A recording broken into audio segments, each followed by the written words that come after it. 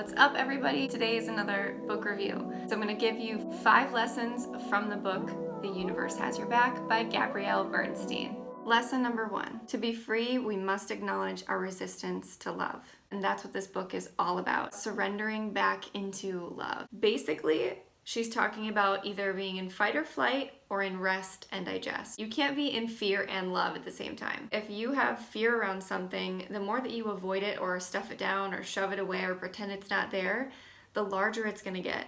Here's a quote from the book. We carry an unconscious belief that in order to stay alive, we must hold on to our protection mechanisms, no matter how great love may feel. We must start to realize how much we're resisting happiness on a day-to-day basis just simply because we're hardwired for negativity. Lesson number 2. Our overall well-being can be measured by our capacity to tune into the loving energy of the universe. If you don't know if you're in alignment with the universe, just ask yourself, how do I feel right now?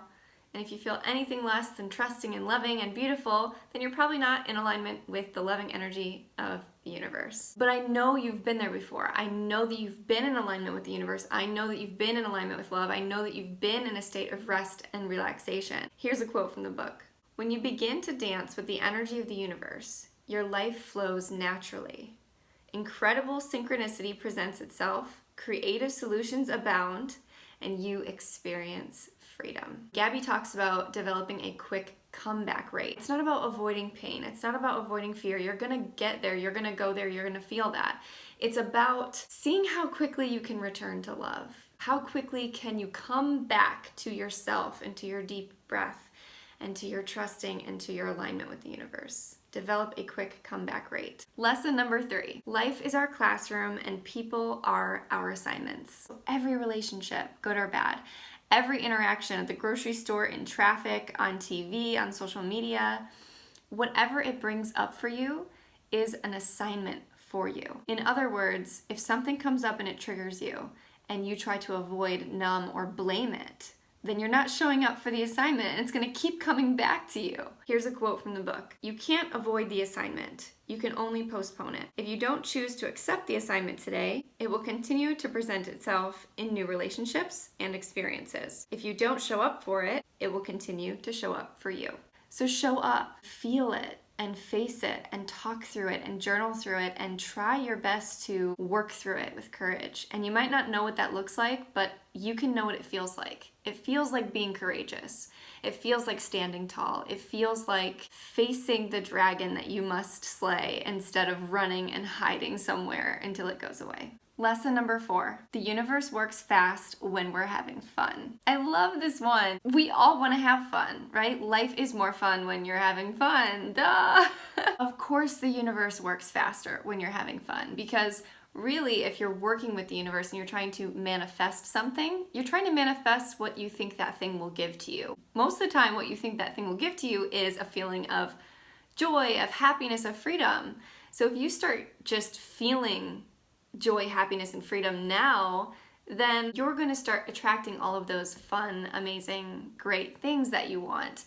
Not to mention, you're not going to even need those things anymore because you already feel good, right? It's just about opening yourself up to creative possibilities and getting out of this place of seriousness and stuckness and contraction and back into that place of love and openness and curiosity and being like, okay, universe, like, I can't figure this out myself.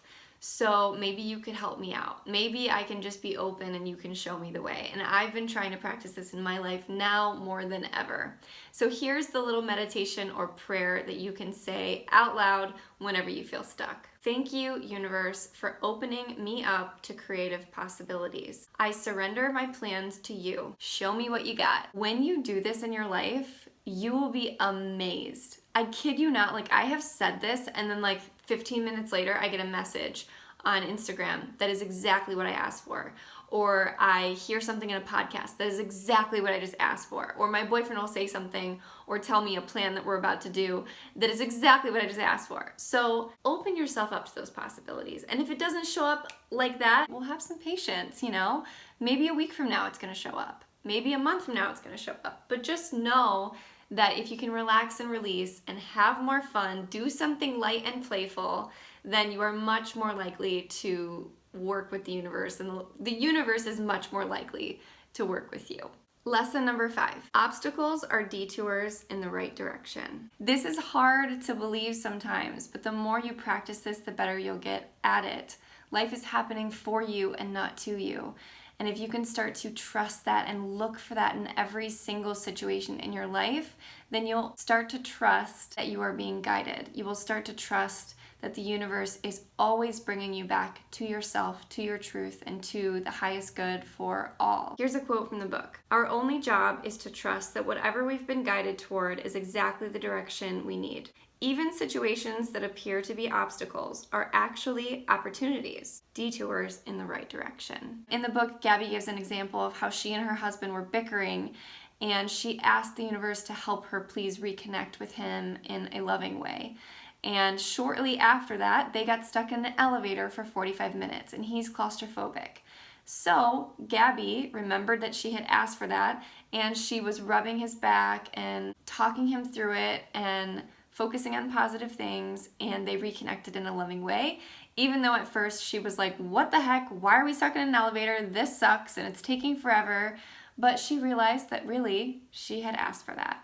It just didn't show up in the way that she thought that it might. I hope these lessons helped you, and if they did, I really recommend going to read the book because there's so much more in there. And Gabby actually just came out with another book called Super Attractor, and I have not read that one yet. Maybe I will soon, and I'll do a review on that one too. But don't forget, the universe has your back, and everything is leading you right where you're meant to be. Life is your classroom, and people are your assignments. The difficulties are showing up to strengthen you. The more fun you have, the more the universe will work with you. You know you're in alignment with the universe when you feel good. That's your only job, is to feel good and continuously come back to that feeling as often as you possibly can. Until next time, you guys, sending you love. See you guys next time.